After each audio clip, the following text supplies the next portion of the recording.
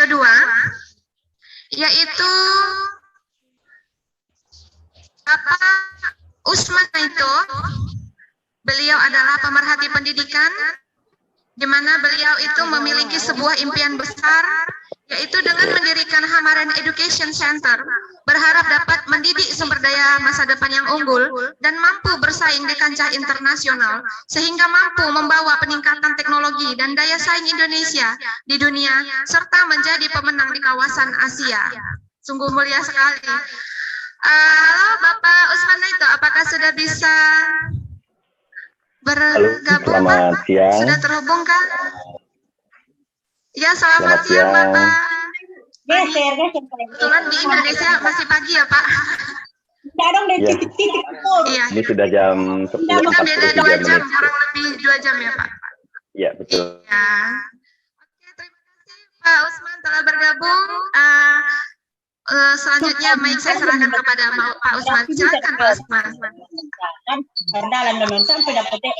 Baik, terima kasih atas waktunya. Izinkan saya share materi dulu.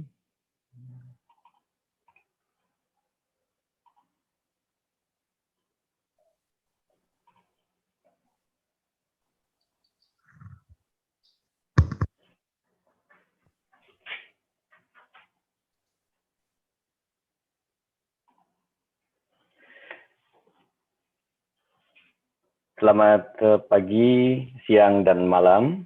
Yang terhormat Bapak Bupati Mandailing Natal, Bapak Kadis Pendidikan, Ketua PGRI, Madinah Mandailing Natal, dan Bapak Ibu peserta yang saya hormati. Assalamualaikum warahmatullahi wabarakatuh. Selamat pagi, siang, dan malam. Om Swastiastu, Namo Buddhaya, salam kebajikan. Saya ucapkan terima kasih atas kesempatan hari ini untuk menyampaikan paparan di mana saya akan share pengetahuan saya, pengalaman saya tentang pendidikan di Jepang, khususnya bagi pendidikan di level sekolah dasar dan SMP. Sebelum itu, Bapak Ibu sekalian, saya ingin memperkenalkan diri, katanya tak kenal maka tak sayang.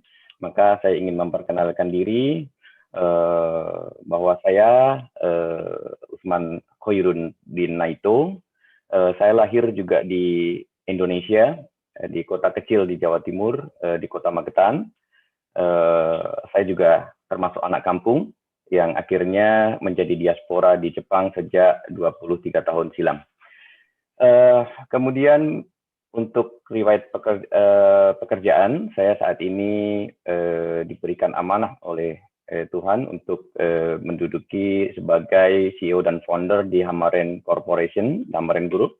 Ada Naito Logistik, ada Hamaren Teknologi, dan juga Hamaren Education Center. Dan juga di kegiatan yang lain, saya dari tahun kemarin ditunjuk menjadi salah satu direktur di Jinseng Shitokai Foundation yang memberikan pendidikan tambahan kepada anak-anak SD, khususnya anak SD di seluruh SD-SD di Jepang. Itu kegiatan-kegiatan kami. Dan saya juga ada beberapa kegiatan di organisasi seperti yang tertulis di layar. Bapak Ibu sekalian, yang ingin saya sampaikan nanti adalah pengalaman saya di mana saya pernah mengenyam pendidikan SD, SMP, dan SMA di Indonesia, meskipun saya S1 dan S2 di Jepang. Dan saya bukan berlatar belakang pendidikan sebenarnya, karena S1 saya di sosial ekonomi, kemudian S2 di teknik informatika. Akan tetapi saya sangat ingin sekali membawa adik-adik kita, orang-orang Indonesia, kelak lebih banyak lagi bisa bersaing di Jepang. Untuk itu, saya juga masih ingat ketika saya waktu SD mendapatkan pelatihan dari pendidikan dari guru saya, waktu yang saat itu saya rasakan begitu tegas ya, sehingga bisa membuat saya bisa go internasional. Bapak Ibu sekalian, materi yang akan saya sampaikan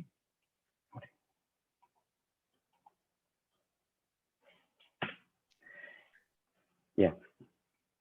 Ya, Bapak Ibu sekalian, materi yang akan saya sampaikan adalah kami ingin mengupas sedikit, sebagian kecil dari kesuksesan Jepang mempertahankan karakter bangsanya, karena pembentukan karakter itu dimulai sejak dini.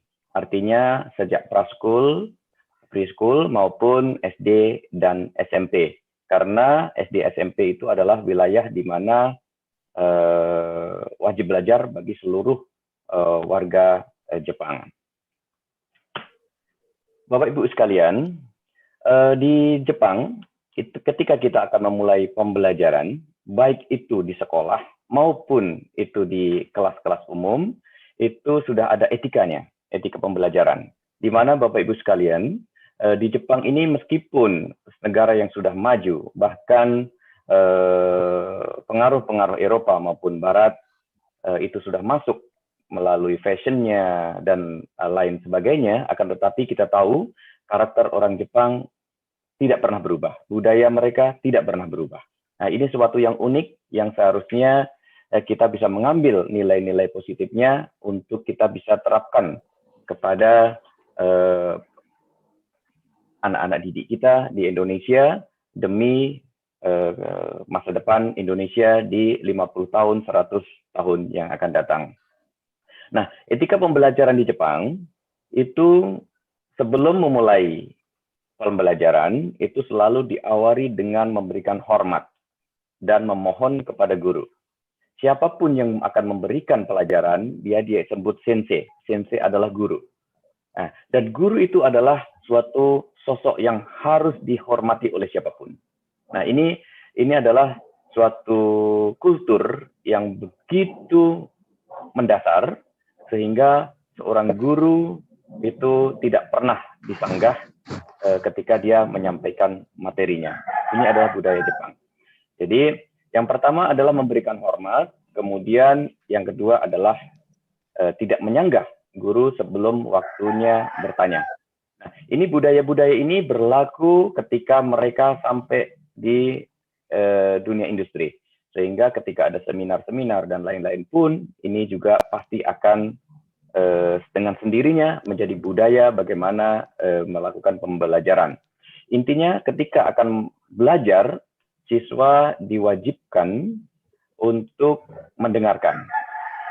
Wajibkan untuk membuka pikirannya supaya tidak melakukan pembantahan sehingga yang terjadi menolak ilmu baru.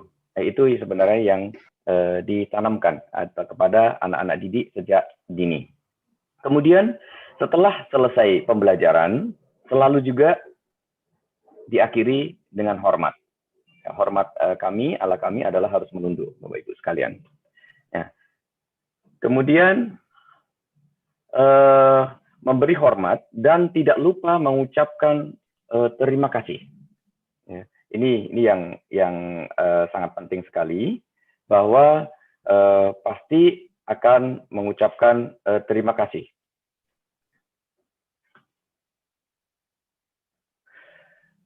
Bapak Ibu sekalian, coba kita adopsi salah satu budaya ini ke lembaga pendidikan di Indonesia. Ini saya beri contoh untuk kita akan memulai pembelajaran.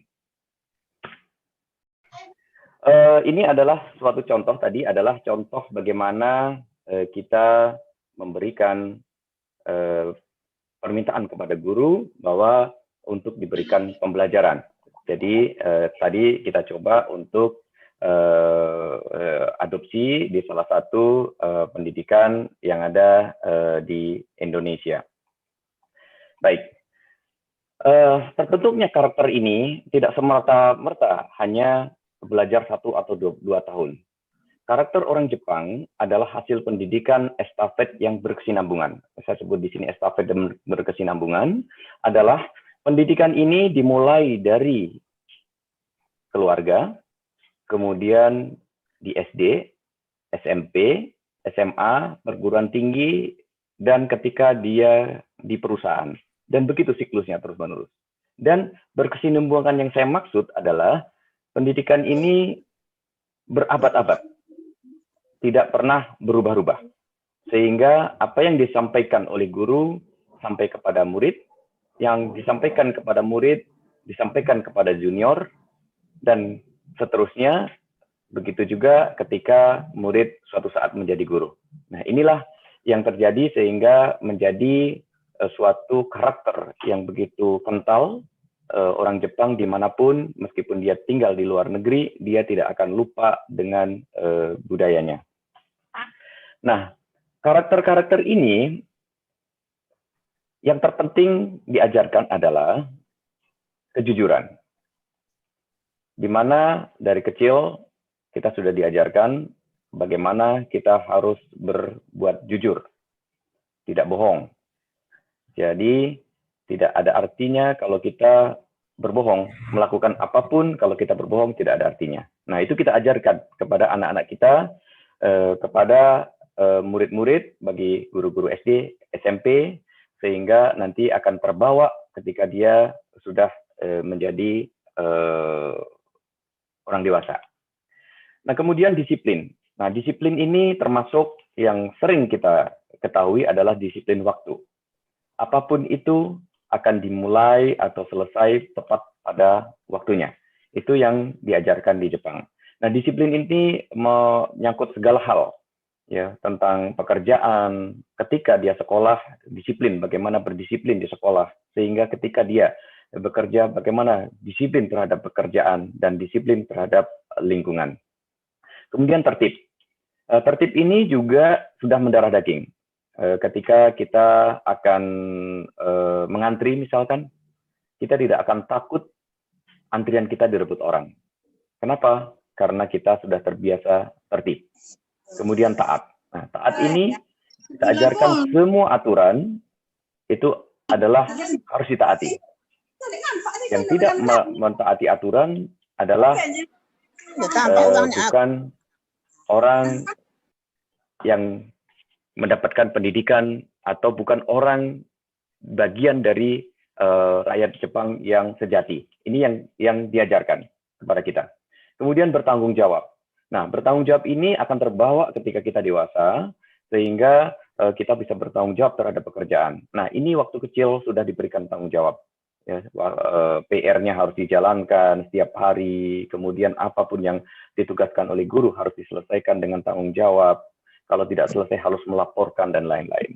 Dan tak kalah pentingnya adalah teamwork. Teamwork, di mana orang Jepang ini sangat kuat sekali ketika dia bekerja dengan tim. Memang secara individual, mungkin orang Indonesia kemampuannya lebih bagus daripada Jepang, tetapi untuk teamwork, Jepang ini luar biasa. Karena sistem pembelajaran di tingkat SD dan SMP maupun di preschool itu mengedepankan bekerja bersama atau teamwork, saling mengisi, saling menutup kekurangan, saling memberi pengetahuan atau mengcover kelebihannya. Nah, itu yang dilakukan atau dididik oleh para guru-guru ketika mengajarkan kepada anak-anak didiknya. Kemudian sopan dan santun, ini sudah pasti Bapak Ibu sekalian, seperti yang kita ketahui bahwa sopan dan santun ini sebenarnya juga sama, kita sudah di Indonesia sudah punya sopan dan santun. Kalau waktu saya SD dulu di tahun 80-an awal, itu masih cium tangan ke guru, ya. Semoga saat ini juga masih ada. Nah, di Jepang ini juga selalu menghormati guru yang tidak ada batasnya. Jadi sangat-sangat hormat terhadap guru. Nah, dari hasil di atas, pendidikan karakter di atas, itu menghasilkan seperti yang kita ketahui saat ini, pemerintahan bersih dan bebas korupsi. Yang Bapak Ibu ketahui, mungkin akhir-akhir ini ada salah satu pejabat publik di Jepang yang diundang makan malam dan akhirnya harus mengundurkan diri karena menghadiri undangan makan malam dengan swasta. Nah, hal-hal semacam ini tidak perlu secara hukum mengundur atau tidak, akan tetapi secara karakter mereka malu. Mereka merasa tanggung jawabnya menjadi pejabat publik, bagaimana harus bersikap dan lain-lain. Kemudian bakunya etika dan norma sosial. Nah, norma sosial ini bahkan kadang-kadang di atas dari norma hukum. Seperti yang saya sampaikan tadi, bahwa secara hukum bukan korupsi karena cuma diundang, akan tetapi secara norma itu tidak layak sehingga mereka mengundurkan diri. Ini adalah contoh-contoh bagaimana Jepang mendidik anak-anak muda, anak-anak kecil dari kecil sampai dewasa menjadi manusia yang berkarakter.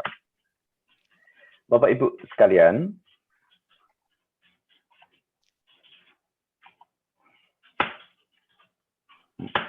mohon maaf saya macet ini. Oke, baik Bapak Ibu sekalian. Baik, kita ingin membandingkan Bapak Ibu sekalian sistem pendidikan di Indonesia dan di Jepang. Sebenarnya sama secara undang-undangnya, bahwa pendidikan di Indonesia maupun Jepang itu ada dari playgroup, SD 6 tahun, SMP 3 tahun, SMU 3 tahun, dan universitas 4 tahun. Sama saja. Dan juga sebenarnya kita punya potensi untuk melakukan hal yang sama yang sudah dilakukan oleh pemerintah Jepang atau oleh bangsa Jepang saat ini. Di mana Jepang dan Indonesia memiliki persamaan geografis, yaitu negara kepulauan, sehingga secara sifat dasar kependudukannya punya kesamaan, yaitu kita sama-sama pemakan padi atau petani sebenarnya. Sehingga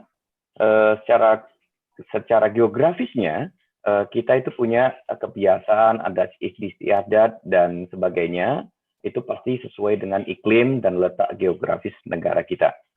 Sehingga peradaban kita sebenarnya bisa juga seperti peradaban Jepang saat ini. Akan tetapi peradaban di Jepang ini memang dalam sejarahnya sudah berlangsung berabad-abad, sementara kita punya sejarah yang sedikit kelam, yaitu kita sudah pernah mengalami masa-masa kolonial. Akan tetapi Bapak Ibu sekalian sebagai tenaga pengajar, kelak kita akan bisa memberikan sesuatu yang lebih baik untuk generasi-generasi kita di abad-abad berikutnya.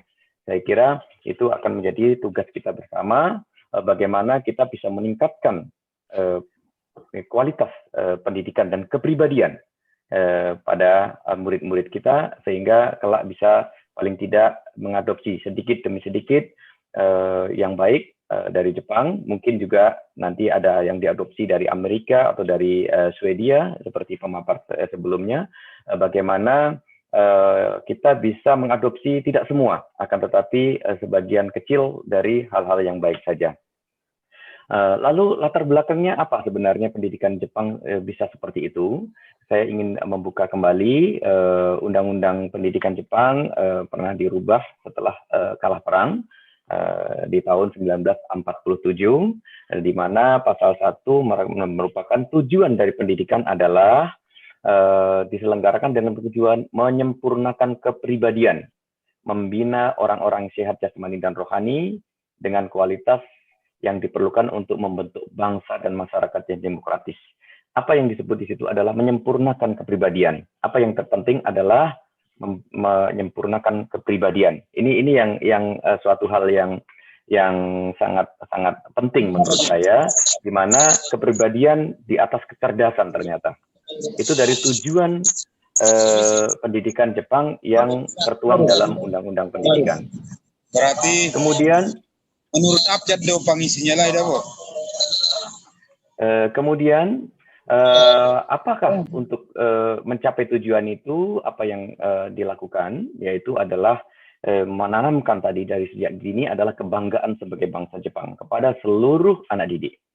Jadi mereka akan merasa bangga menjadi orang Jepang, menjadi bangsa Jepang. Kemudian cinta kepada negaranya, kecintaan terhadap negaranya, sehingga di negara manapun orang Jepang akan berkumpul dengan orang Jepang, perusahaan Jepang kebanyakan akan lebih mempercayai perusahaan Jepang karena kecintaan kepada bangsa dan negaranya.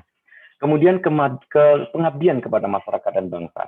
Nah, apapun yang dia lakukan kelak, ketika dia sudah menjadi seorang dewasa, dia adalah bagian dari pengabdian kepada masyarakat. Bukan hanya menjadi tentara atau menjadi polisi, menjadi dokter, menjadi pengusaha seperti kami pun itu adalah bagian dari pengabdian kami kepada masyarakat dan bangsa. Sehingga kita tahu, Bapak Ibu sekalian, perusahaan-perusahaan Jepang ini umurnya berabad-abad. Kenapa? Karena tujuan jangka panjang mendirikan perusahaan adalah pengabdian kepada masyarakat dan bangsa. Itu yang kita bisa pahami kenapa perusahaan Jepang umurnya sampai berabad-abad. Ganti orang, ganti pemimpin pun selalu sama apa yang dilakukan. Kemudian tanggung jawab individu di dalam masyarakat, di mana seperti Bapak Ibu ketahui mungkin bagaimana Jepang itu menjadi kota yang begitu bersih, negara yang begitu bersih, itu adalah tanggung jawab kami, tanggung jawab individu di dalam masyarakat.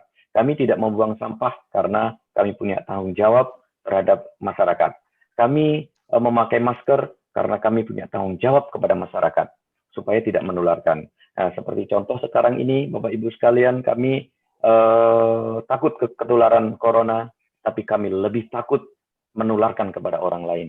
Ini adalah dasar fundamental kita, bagaimana kita tidak bisa tertular corona, karena kami lebih takut menularkan kepada orang lain daripada tertular. Kemudian kreativitas yang terakhir urutannya adalah kreativitas dan keuletan. Jadi ada urutan-urutan di sini, Bapak Ibu sekalian, 5 urutan ini ternyata keuletan dan kreativitas itu terakhir. Kenapa? Karena tadi kita bekerja terbiasa dengan tim, bukan individual.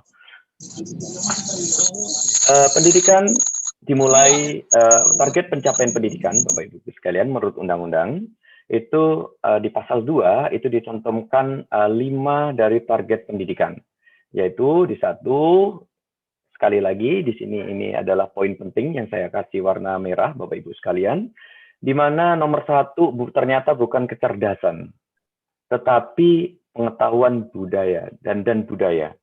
Jadi memperoleh pengetahuan dan budaya artinya berbudaya itu akan menjadi latar belakang fondasi yang kuat. Bagaimana kita bekerja dengan baik, bagaimana kita bekerja dengan tim, bagaimana kita menghargai, bagaimana kita bisa kreativitas dan lain-lain.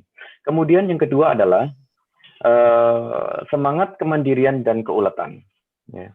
Jadi menghormati nilai-nilai individu. Ya, masing-masing individu itu akan diwajibkan untuk menghormati satu sama lain, kemudian mengembangkan kemampuan menumbuhkan kreativitas, semangat kemandirian dan keuletan.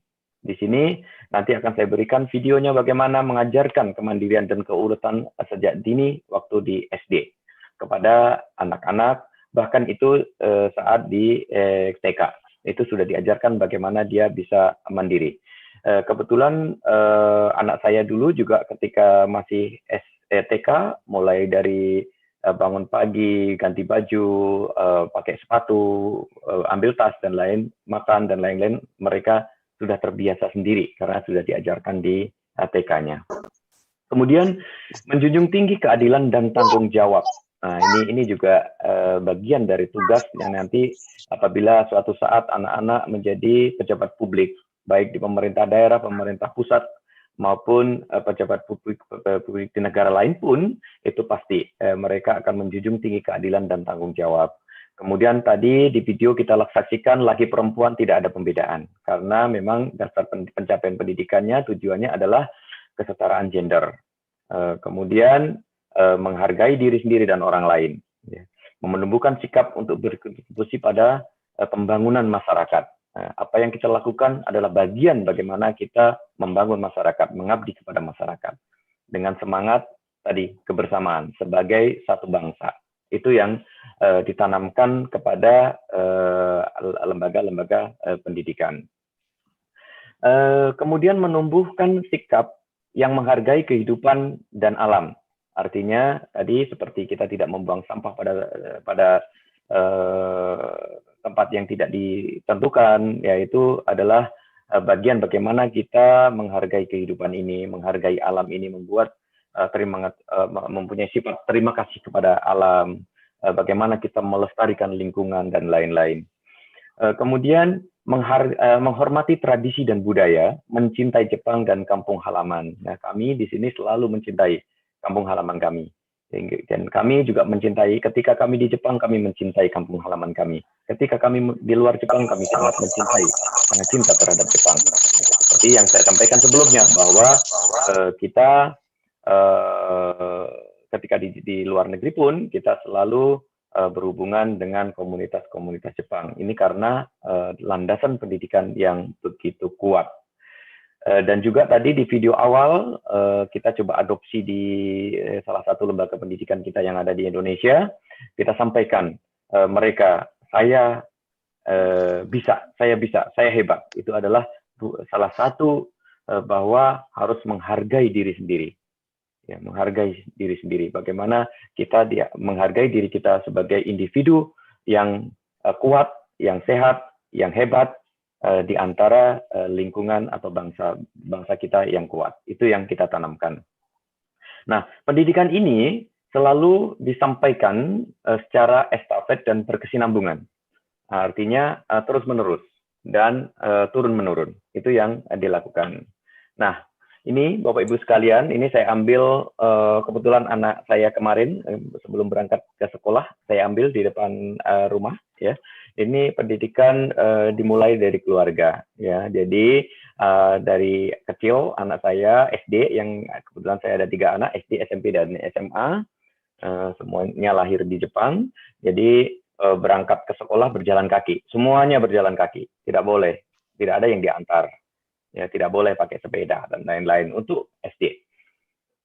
Kecuali yang jarak rumah dengan sekolah itu 3 km lebih. Nah, disitulah hukum mengingatkan Pak Usman waktunya tinggal 2 menit lagi ya Pak. Oh, baik.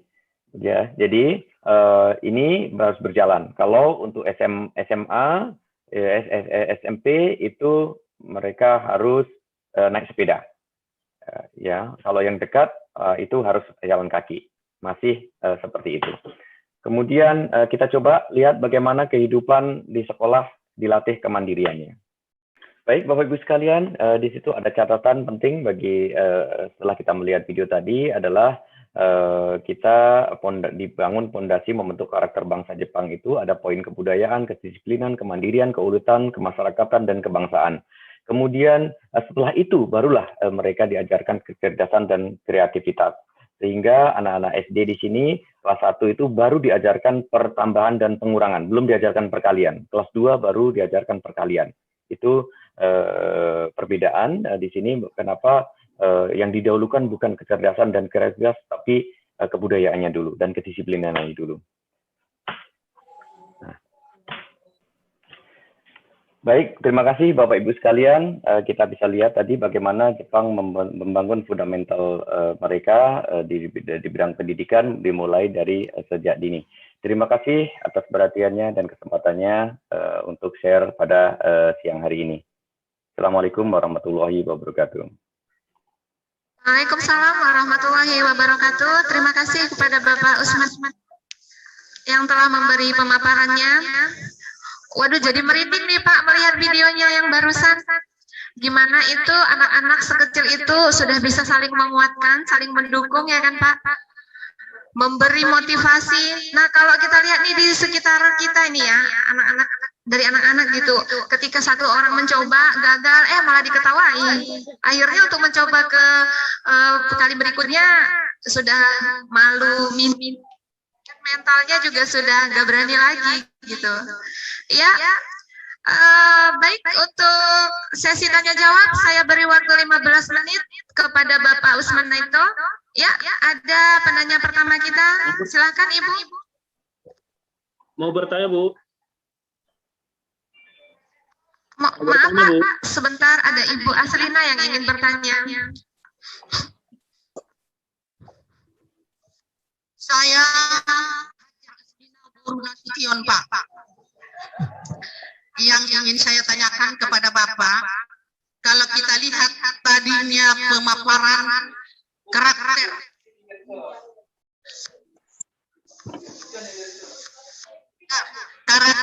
di Indonesia hampir sama dengan di negara Jepang. Tapi Pak, yang saya tanyakan, kenapa negara Jepang lebih maju dibandingkan dengan Indonesia? Di mana letak bedanya? Sekian, terima kasih. Terima kasih Ibu, aduh cantik sekali hari ini Ibu. Iya, saya ulang pertanyaannya tadi, bagaimana agar supaya Indonesia bisa lebih maju seperti Jepang? Ya, kepada Pak Usman saya persilahkan. Baik, terima kasih pertanyaannya Ibu. Ya, di sini tadi sudah kita coba saksikan bersama bagaimana.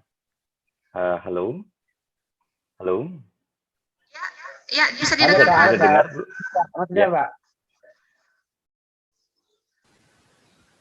Ya, silakan Pak Kita Usman. bisa saksikan bersama tadi bagaimana sistem pendidikan di Jepang. Ya, kenapa Jepang ini bisa maju? Karena sistem pendidikannya. Jadi segala sesuatu pendidikan perkembangan dari SDM itu semuanya bertolak belakang atau berdasarkan dari pijakannya adalah pendidikan. Nah, kenapa Jepang itu bisa maju? Karena pendidikannya bagus. Bukan dikatakan pendidikan maju, tapi pendidikannya bagus. Seperti tadi ditanamkan bagaimana anak-anak kecil Jepang sudah punya tanggung jawab, kemudian bagaimana mereka diajarkan bagaimana ketika menerima pelajaran, bagaimana dia harus taat kepada guru maupun kepada aturan, dan lain-lain. Itulah yang mendasari ketika kita menjadi dewasa, ketika kita bekerja di perusahaan, itu bisa menjadi suatu bagian dari tim work yang bagus. Sehingga di dalam perusahaan itu ketika kita menjadi suatu tim yang bagus akan menjadi sesuatu kekuatan yang luar biasa bagus. Sehingga saling bisa mensupport. Seperti kita di Jepang terkenal dengan pabrik otomotif misalkan. Untuk membuat satu mobil itu diperlukan 4.000 perusahaan lebih yang harus mensupport berbagai teknologinya. Nah, itu bisa dilakukan karena kebiasaan atau pendidikan kita di sini berlatar belakang atau berpijak pada pedoman kebersamaan dan kerja tim. Itu saya kira. Jadi kalau kita ingin maju, mari kita perbaiki kualitas pendidikan kita sejak dari SD. Terima kasih. Ya, terima kasih Pak Usman. Dari saya harus sudah ditempa ya Bu ya. Ya, selanjutnya saya beri kesempatan untuk penanya berikutnya. Ya, silakan Ibu.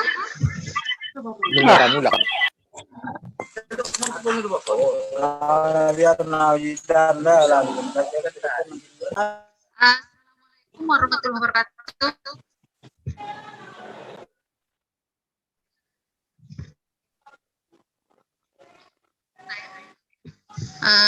Yang saya hormati Bapak Usman Naito dari Jepang.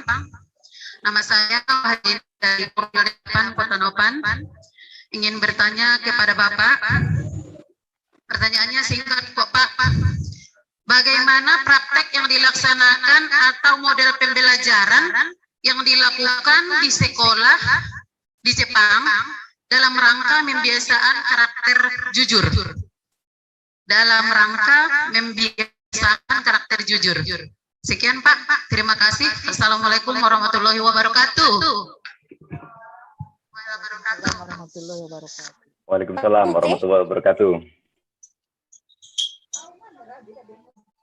Baik, terima kasih pertanyaannya Ibu. Ini faktor yang sangat penting sekali di dalam kehidupan kita bermasyarakat, berbangsa dan bernegara di Jepang, di mana kejujuran ini menjadi apa namanya tolok ukur pertama ketika kita hidup bermasyarakat. Nah, ini kita sudah ditanamkan, kita sudah tertanam sejak di dalam keluarga, di mana orang tua kami mengajarkan bahwa kepada anak-anak bahwa bohong adalah awal dari pencuri. Awal menjadi pencuri adalah kebohongan. Makanya di dalam keluarga sendiri dari kecil kita sudah tidak berani berbohong. Jadi pertama di keluarga. Jadi apapun itu salah atau betul, salah atau benar, baik atau buruk, semuanya kita sampaikan apa adanya. Nah, artinya kesalahan sekecil apapun itu ketika kita sampaikan apa adanya, kita carikan solusinya, bukan kita marahi. Itu dari pendidikan di keluarga. Kemudian pendidikan di sekolah. Nah, di sekolah itu memang sudah diwajibkan untuk mereka atau ditanamkan kepada mereka bagaimana mereka harus hidup dengan kejujuran. Karena tidak jujur adalah hal yang sangat tabu di sini. Dan ini sudah ditanamkan sebagai image kepada semua warga negara maupun anak kecil secara otomatis. Semua warga tidak jujur adalah sesuatu yang tidak terpuji sekali. Nah, ini yang kita tanamkan secara psikologis bahwa hal yang terburuk yang kita lakukan adalah tidak jujur. Nah, ini dalam praktiknya setiap hari, misalkan tidak bisa menyelesaikan PR, ya misalkan karena kelupaan, harus ngomong karena kelupaan, bukan beralasan yang lain. Karena di Jepang, di dunia Jepang ini baik sudah bekerja maupun masih belajar, hal yang tidak boleh atau tidak diterima adalah beralasan. Artinya beralasan artinya berbohong. Atau bolong-bohong sedikit bolehlah, mungkin ya ada budaya di Indonesia seperti itu. Itu di sini tidak ada. Bohong itu adalah sebagai nilai yang paling buruk dalam kehidupan bermasyarakat. Dan itu bukan 3 kali, tapi sekali. Karena semua di sini berlandaskan kepercayaan. Ketika orang kehilangan kepercayaan, dia tidak akan bisa hidup dalam komunitas di Jepang. Itu yang kita tanamkan sejak kecil, bahwa untuk hidup dalam komunitas kami harus jujur. Begitu, Bu. Terima kasih.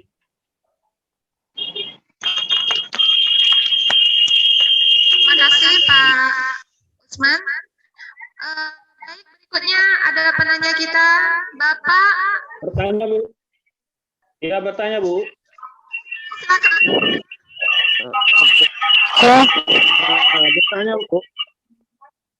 Halo, Halo, Bu. Bu. Assalamualaikum, Bisa Bu. dimonitor, Bertanya. Pak. Halo, Bu.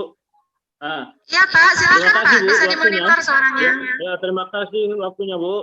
Ini perkenalkan saya Muhammad Maramis, guru dari SD Kecamatan Bataan. Yang mau saya pertanyakan ada 2 pertanyaan ini, Bu. Yang pertama, kapankah program Hamaren Education Center itu kira-kira sampai di Mandeling Natal? Pertanyaan yang kedua, apakah kami bisa menerima beberapa video tentang penanaman karakter untuk menjadi panduan kepada guru maupun siswa sekaligus motivasi kepada kami? Terima kasih, Bu.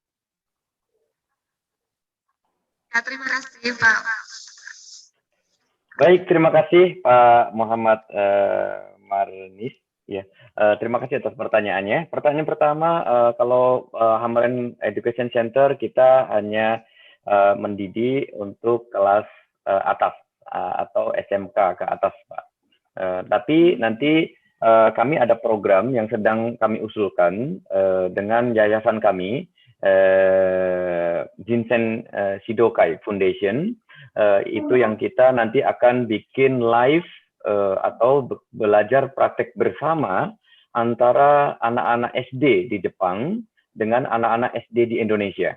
Itu program yang sedang kita canangkan untuk beberapa bulan ke depan untuk bisa kita kolaborasikan dengan pemerintah Indonesia tentunya. Kita berharap. Ya, jadi agar anak-anak SD yang ada di Indonesia terutama mungkin ya di daerah-daerah bisa punya pandangan lebih luas lagi tentang anak-anak seusia dia di luar negeri. Nah, ini yang memang sudah kita bentuk, Pak, sudah kita bikin proyeknya. Dalam beberapa bulan ke depan kita akan mulai yaitu kolaborasi anak SD dengan Jepang dan Indonesia, Kids Challenge. Jadi anak-anak kecil, anak-anak SD untuk bisa saling menyapa, kemudian bisa saling melihat, saling memberitahu. Karena ini ada sama-sama ada dua keuntungan. Bagi anak-anak SD di Indonesia bisa melihat level anak-anak SD di Jepang seperti apa, level pendidikannya, level karakternya, dan lain-lain. Kemudian untuk anak-anak SD di Jepang bisa belajar memahami bagaimana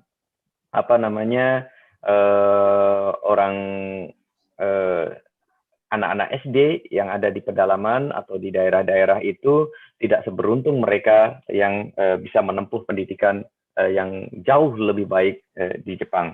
Ini memang sedang kita canangkan, Bapak. Nanti kita akan hubungin juga ke pemerintah daerah Mandarin Natal. Semoga bisa ikut berpartisipasi.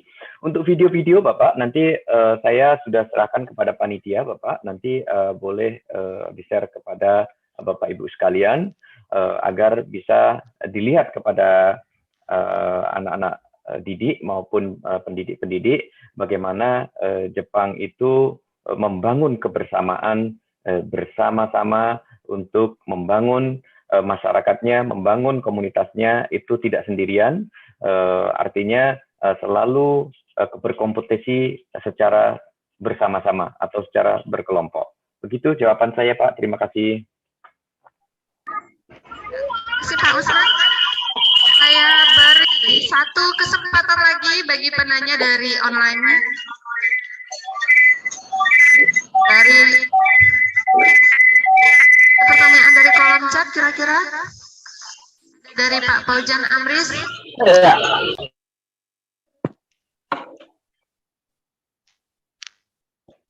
Pak Paujan, silakan. Ya. Assalamualaikum warahmatullahi wabarakatuh. Yang saya hormati narasumber Pak Usman, Ibu moderator, dan kita semua. Ada begini, Pak. Saya lihat tadi bahwa di Jepang itu rasa hormat kepada guru itu sangat tinggi. Begitu juga barangkali dengan orang tua. Nah, bagaimana kiatnya, Pak? Apakah memang di sana tidak ada undang-undang perlindungan anak atau bagaimana? Sementara di Indonesia ini, Pak, kasusnya banyak. Guru itu diadukan para orang tua karena mungkin sesuatu hal. Jadi mohon petunjuk, Pak, bagaimana kira-kira di daerah Bapak di Jepang. Terima kasih, barangkali itu saja. Assalamualaikum warahmatullahi wabarakatuh. Terima kasih pertanyaannya, Pak Paujan Amris. Baik, kalau di Jepang perlindungan anak mungkin lebih strict daripada di Indonesia, Bapak Ibu sekalian. Termasuk tadi karena wajib belajar 9 tahun itu berlaku di Jepang, sehingga bila orang tua tidak menyekolahkan anaknya sampai SMP, orang tuanya bisa dihukum atau bisa dipenjara. Itu ada beberapa kasus yang terjadi, yang pernah terjadi karena tidak menyekolahkan orang tuanya yang dipenjara. Bahkan anaknya tidak masuk SD, itu akan disamperin ke rumahnya. Ya.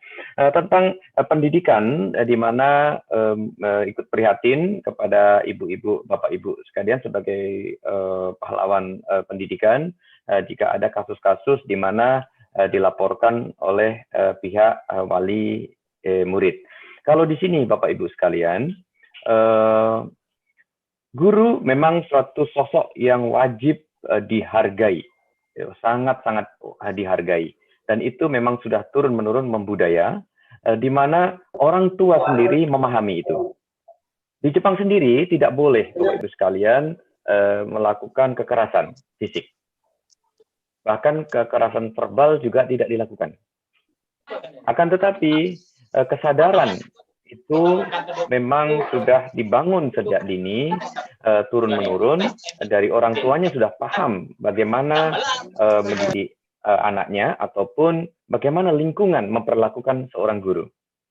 Jadi selama ini belum ada kasus, Bapak Ibu sekalian di sini, orang tua yang dilaporkan oleh wali murid gitu ya. Akan tetapi memang tidak ada kasus-kasus di mana ada kekerasan verbal maupun kekerasan fisik di sini.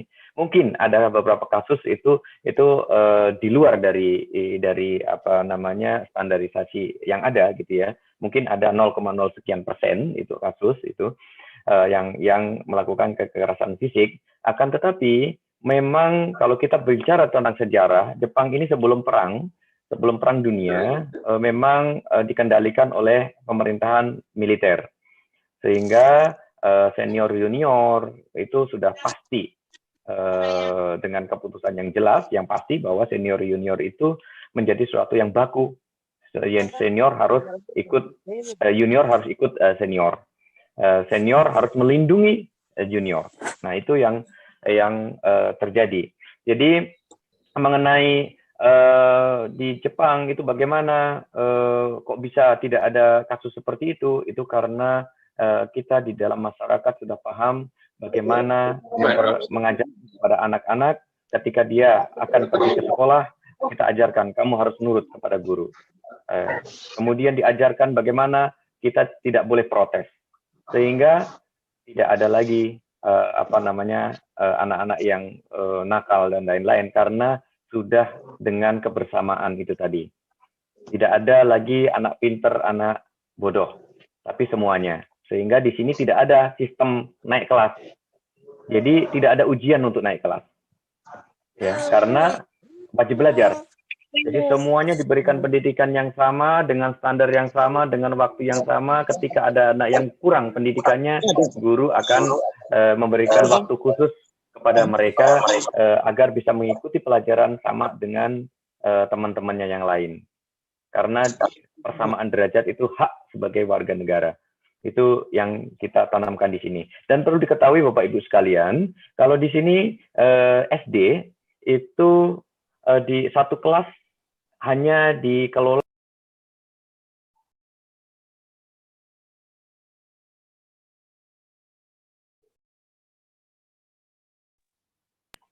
ya. Saya ulangin, sepertinya termute tadi. Jadi kalau di sini anak-anak SD itu dari kelas 1 kelas 6 itu satu kelas dipegang oleh wali kelas. Di situ satu guru akan mengajarkan semua mata pelajaran. Ya, jadi guru bertanggung jawab terhadap etika, kesopanan maupun yang lainnya. Itu yang sedikit berbeda dengan di Indonesia mungkin ya, Bapak Ibu sekalian. Karena di sini semua mata pelajaran ketika masih SD masih dipegang oleh satu guru, mungkin ada satu lagi guru pembantu ya. Itu ada sekolah yang ada yang sekolah yang nggak ada. Baru SMP itu ada guru mata pelajaran atau mata kuliah, mata pelajaran itu ada guru yang berbeda-beda. Itu ketika dia sudah SMP. Kalau ketika SD itu satu sekelas itu dikelola oleh atau dibimbing oleh satu wali kelas. Begitu Bu, Pak, yang bisa saya sampaikan. Semoga bisa bermanfaat. Terima kasih. Terima kasih Pak Usman atas pemaparannya.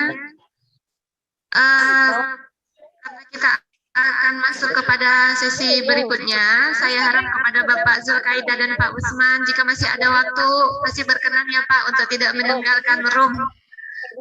Ya, mengingatkan kembali kepada seluruh partisipan kita bahwa acara kita hari ini didukung penuh oleh Pemda Kabupaten Mandailing Natal, Dinas Pendidikan Kabupaten Mandailing Natal, PGRI Mandailing Natal, Forum Komunikasi Pendidik Mandailing Natal, serta dari Bank BRI dan Bank Sumut Indonesia. Baik, selanjutnya